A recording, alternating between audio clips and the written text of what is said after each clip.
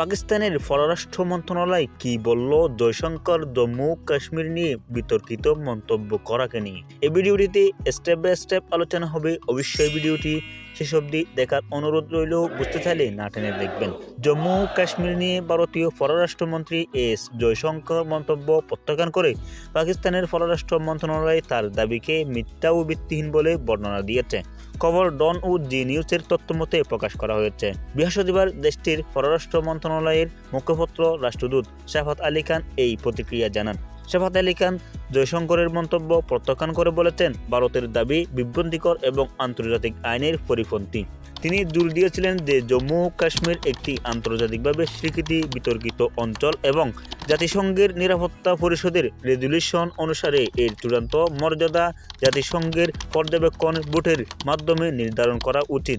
পাকিস্তানের পররাষ্ট্র মন্ত্রণালয়ের মুখপাত্র জোর দিয়ে বলেছেন যে আজাদ কাশ্মীরের উপর ভারতের দাবি কোনো আইনি ভিত্তি নেই এবং ভারত যে কোনো নির্বাচনের মাধ্যমে তা করতে পারে বলে তিনি দাবি করেন। তাহলে ভিডিওটি দেখে আপনার কেমন লাগলো অবশ্যই মতামতগুলো আমাদের কমেন্ট বক্সে জানাবেন এবং আপনি যদি আমাদের চ্যানেলের প্রথম হয়ে থাকেন অবশ্যই আমাদের চ্যানেলটি সাবস্ক্রাইব করতে ভুলবেন না। ফেসবুক পেজটি অবশ্যই ফলো করবেন। আসসালামু আলাইকুম রহমতুল্লাহি ওয়া বারাকাতুহু। দেখা হচ্ছে নতুন কোনো ভিডিওতে। ততক্ষণ পর্যন্ত ভালো থাকবেন, সুস্থ থাকবেন, নিজের খেয়াল রাখবেন। খোদা হাফেজ।